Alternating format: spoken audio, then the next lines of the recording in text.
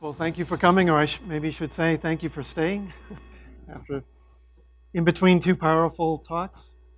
This one won't be quite so heavy, I don't think, but start. So, basic outline. This is going to be first part review of Linear Algebra 101. We'll try to keep that short and light, and then some interesting applications I found, maybe surprising, maybe novel, for dot product and cross product for applications we've developed within technical services for customers. So it's the general idea. Maybe just a tiny bit of background. I've done work with this ever since Fortran and C and C++, but it's fun in Mathematica for sure. So a little review. Vectors in Rn, ordered triplet, or ordered n-tuples that we can add element by element and scale or multiply element by element. And nicely, plus and lists do exactly this. So they do, plus and times working on lists do exactly what we need. But with these definitions and the fact that we have a field acting on a group with a nice distributive property, we get algebra of vectors that lets us do algebra, simple algebra operations like we do in Algebra 1 on vectors. So that's very basic, simple stuff. There's two ways of looking at the dot product, and they interplay nicely. There's a geometric coordinate-free definition where the dot product is the product of the lengths of the vectors with the cosine of the angle in between them. And in particular, for vectors of length 1, the dot product gives the cosine of the angle between directly. And we note, and maybe it's just a reminder, when the dot product is 0, we have angle of pi over 2 or minus pi over 2. In other words, it's an orthogonality condition. And interestingly, when the dot product is 1 between unit vectors, they're in the same direction, means they're actually equal. And when it's minus 1, they're pointing in opposite directions, and that has some interesting use, actually. Okay, the other definition that's compatible but unique based on what Descartes discovered is we can compute the dot product simply as the sum of products of the corresponding elements, and of course dot in Mathematica does that. In particular for R3, it's listed there. But with that definition, we can define a norm, or a magnitude of the vectors, as the square of the dot product, and that turns Rn into a metric space, so we get all the nice topological things of neighborhoods and open sets and continuity and eventually calculus of multivariable calculus. But that's not where we're going today at all. We're keeping things real simple. For those two definitions, it means that when we combine them, we can determine at least the cosine of the angle by the dot product divided by the product of the norms, where we can use the coordinates, or dot, to do the work. And just a little illustration, of course, as we sweep the angle. When it's 1, the magnitude is the product of the magnitudes, and when the angle is 90 degrees, we get a 0 dot product. Okay. Basic reminders. Okay, real simple applications. We can find the scalar projection of one vector onto another, that is the length of the component of one vector lies in the direction of the other, simply as the dot product of the first vector with the unit vector in the other direction. And that's useful for coordinate transformation. That's kind of at the heart of transforming coordinates. The vector projection is simply the scalar projection scaled by the unit vector. But it has a nice attribute. If you do the little algebra, you can compute the vector projection, that is the actual component of one vector that lies in the direction of another, without taking a square root, which is handy for performance. And the picture, of course,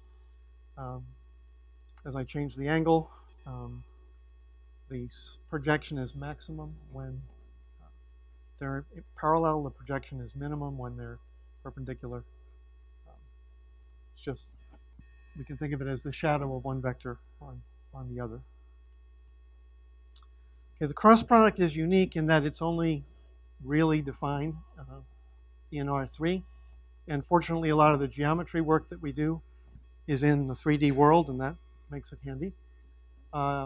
Its coordinate-free definition is the product of the magnitudes, the magnitude at least, product of the magnitudes times the sine of the angle between, which means it goes to 0 when they're parallel, and that's a condition that indicates we need to change something typically.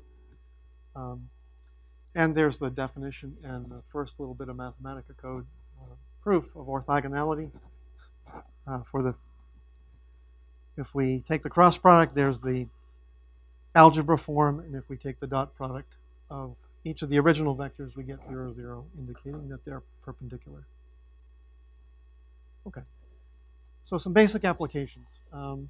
We can project a point onto a parametric line, that is the set of all points, some fixed point q plus multiples of a unit vector in the direction of the line in a very simple way. It's just the scalar projection of the difference between the points. That is the vector that goes from q to p projected.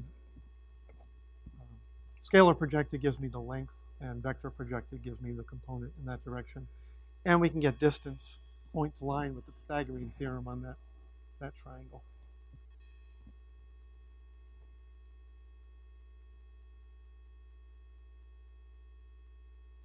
Okay. Some basic applications. For planes, we can do distance of a point to plane very, very efficiently, and we'll see how we make use of that. It's kind of the same idea. We look at the difference between the plane's point Q and the point that's possibly not on the plane, dotted with the unit vector normal to the plane. Very simple. We can project a point onto a plane simply by pushing it down by its height above or below the plane. Nicely, this gives a signed distance, positive above the plane and negative below the plane. And intersecting a line with the plane, we'll talk about this a little later, has a nice tight formulation that we can actually discover using Mathematica's symbolic capability. So a nice full-blown application. Real tight code using cross product and dot product to intersect an ellipse with a plane. We find the intersection point between the axis and the plane. The minor axis is simply the cross product of the plane's normal vector with the cylinder's vector. And then the major axis is perpendicular to that. And we can find the length of the major axis with just simple trig, r divided by cosine theta, but we can get that with the dot product. So then we have a nice parametric form of the ellipse where Vx and Vy are the basis vectors in the plane of the ellipse.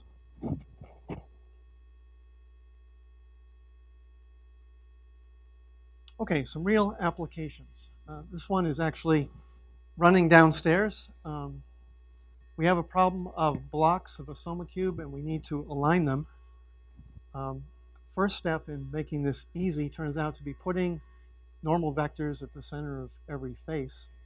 And so we're given a command, something like connect the first block 0 cube face 4, which is on the back side over here, to face 4, 2 block y's, cube 0 face 3, which is down here on the bottom.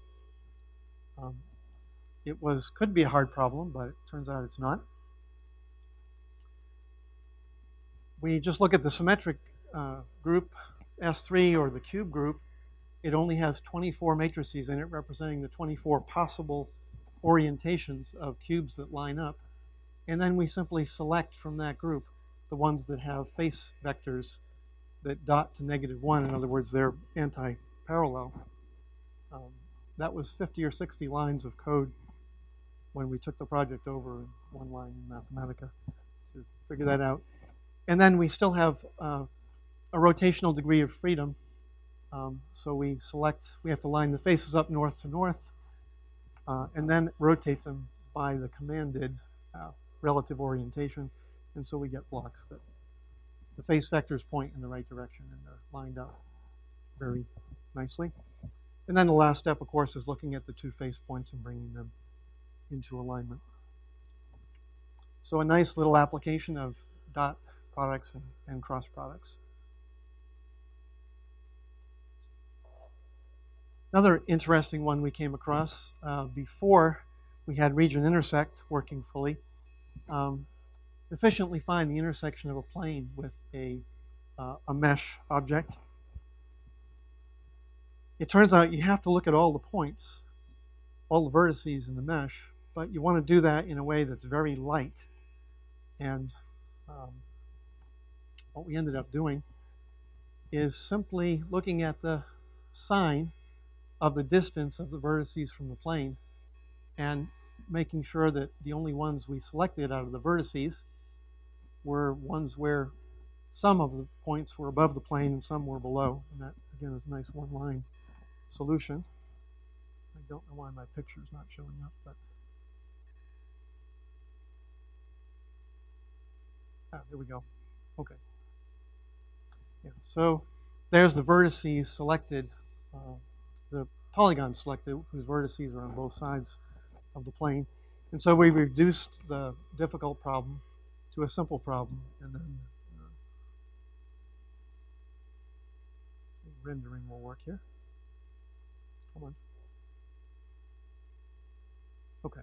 So now we simply intersect those polygons, the line edges of those polygons, to find the loops in the plane. And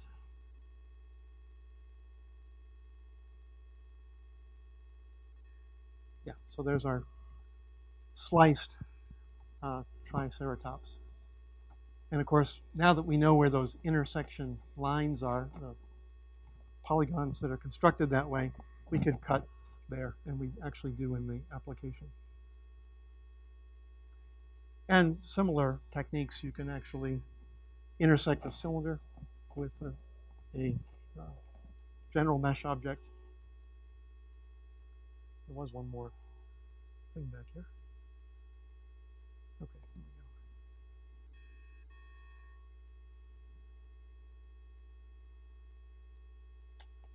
go. Yeah, so we can play the same trick to select the polygons of interest by looking at their distance from the cylinder axis, which is, again, a cheap calculation, and selecting the ones with the right radius and then forming the lines of intersection.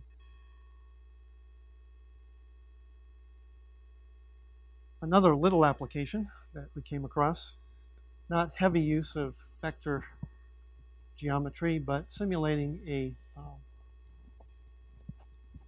Fabry-Perot interferometer for a customer, where the two variables are the the angular relative angle between the two prism elements and the distance between them.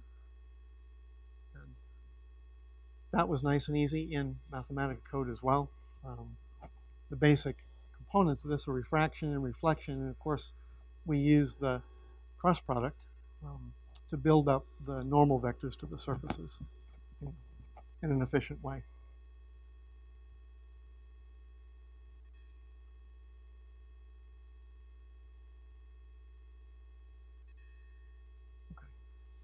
A development method note. This turned out to work sometimes. If we have a layered set of functions, nested functions, where we call the outer function with symbolic vectors and scalars, nice thing about Mathematica that can do this, we get typically a fairly ugly symbolic result, but we can then apply full simplify to the symbolic result, and then redefine the outer function using the simplified algebra. That's how one of the functions back there was discovered. And then once you have a nice, clean, fast, simplified function, we can then further enhance performance with compile, because typically we're working in Rn, real numbers, and also take advantage of parallelization. A note on that, though, you've probably heard that in parallelized talks. For the application where we were intersecting meshes, it turned out that moving the mesh across the kernel boundary is more expensive than the gain you get by parallelizing. But if you have a bunch of computations on a large mesh, you can move the mesh once to the subkernels and take advantage of parallelization with these kind of methods.